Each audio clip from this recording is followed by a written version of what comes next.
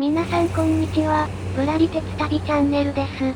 今回は東京23区で唯一の渓谷として知られる等々力渓谷をご紹介いたします。都内とは思えない豊かな自然が広がるスポットを、現地に行って確かめてきました。それでは、本編をお楽しみください。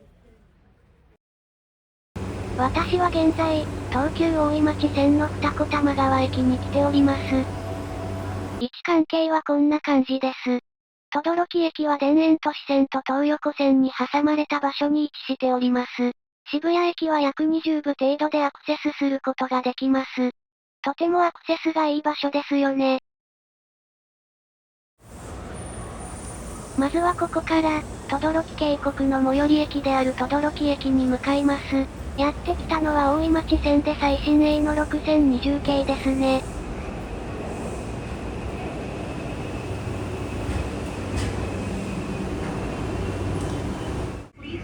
大井町線はホームの長さが制限されている関係で、各駅停車用の5両編成と、急行用の7両編成が分けて運用されています。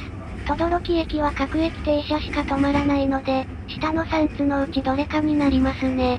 今回は6020系5両編成と、最新鋭の車両がやってきたのでした。というわけで無事に等々力駅に到着しました。乗ってきた電車をお見送り。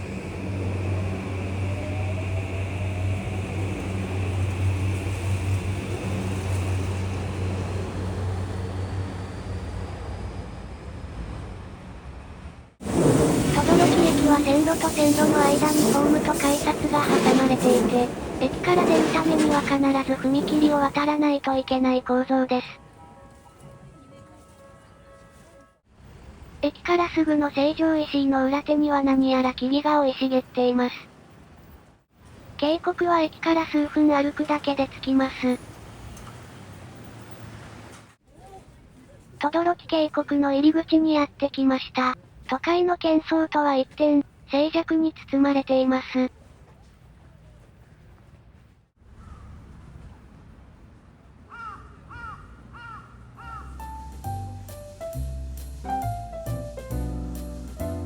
素晴らしい景色ですね。この渓谷は大量の湧き水が浸食してできたと言われています。入り口の階段を降りると、一気に涼しくなったのがわかります。なんと夏でも2、3度ほど下がると言われているようです。ここ一帯の武蔵野台地は、水を通さない粘土質の層と、水を通しやすい礫層が積み重なる関東ロームに覆われた台地で、この周辺にある多摩川によって削られた崖からは、多くの水が湧き出します。ここ等々力渓谷は、この湧き水が浸食されてできたと言われています。では、上流から下流に進んでみましょう。たくさんの人が散策で訪れています。柵がないので気をつけて歩かないといけません。歩道は整備されていて歩きやすいです。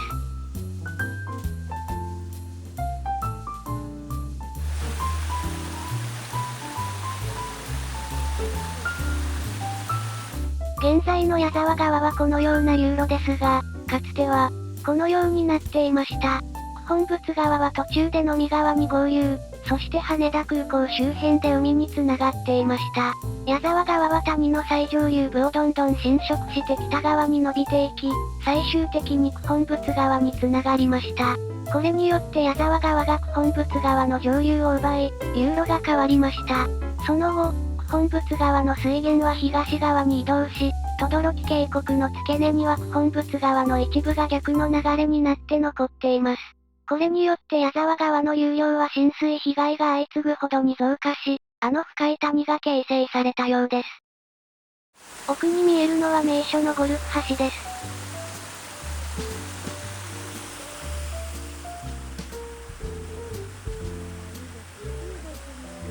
この茶色の汚れのようなものはかつ鉄鉱だと思われます。鉄イオンを含んだ地下水が地上に出てきた時に、一気に酸化してできたものです。鉄バクテリアが関わっているようです。木々が生い茂っています。実は令和5年に等々力渓谷内で倒木が発生し、令和8年3月まで上流部分が閉鎖されていた過去があります。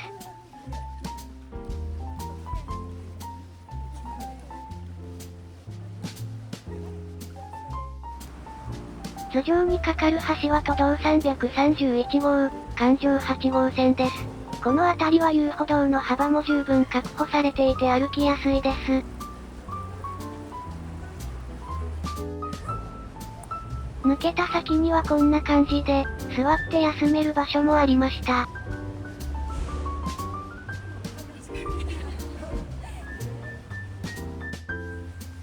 崖の断面がはっきりとしてきます。きっちり護岸工事もされているのが印象的です。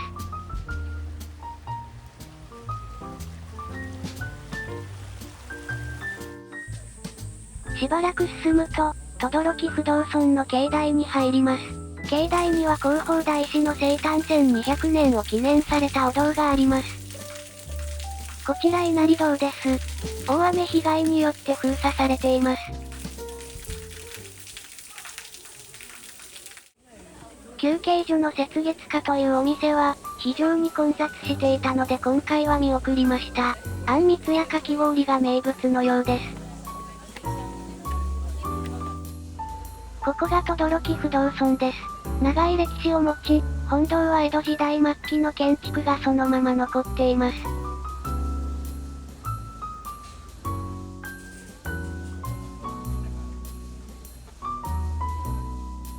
ここが山門です。振り返った先には都道312号線が渓谷と並行して貫いています。下流方向に急な下り坂になっています。この辺りは起伏が激しい地形のようです。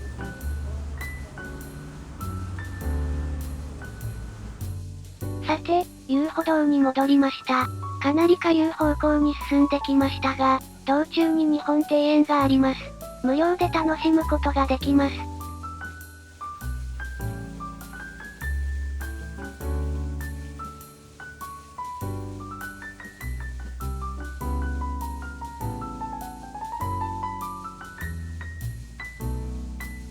右側は園内を回る通路で、左側は門につながる通路です。ここが23区内であることを忘れてしまいそうです。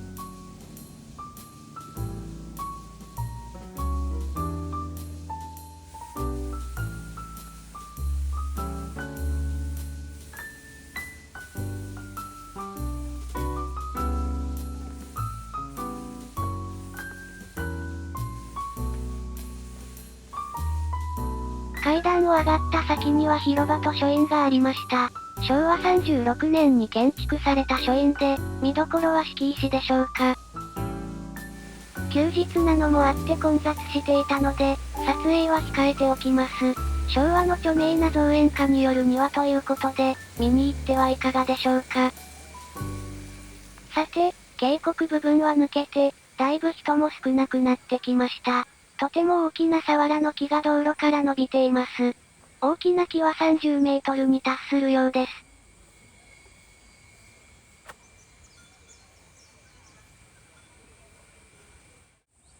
この辺になってくると、住宅地に入ってきます。左手には崖の断面が見えていました。車や鉄道の音は聞こえず、鳥のさえずりしか聞こえてきません。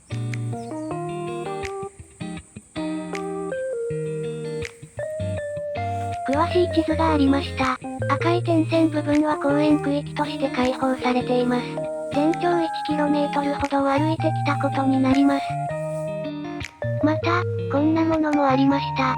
2025年にも集中豪雨によって氾濫が生じたようです。現在、被害を防ぐために分水路の整備が進められています。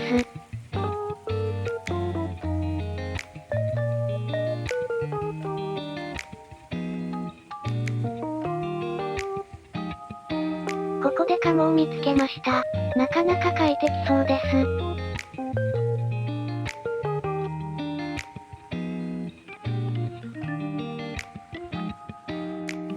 ここで渓谷の終端に架かる矢川橋に到達しました。まだまだ川は続いていて、最終的に多摩川に接続します。この自然がいつまでも続くといいですね。最後までご視聴ありがとうございました。チャンネル登録と高評価をよろしくお願いいたします。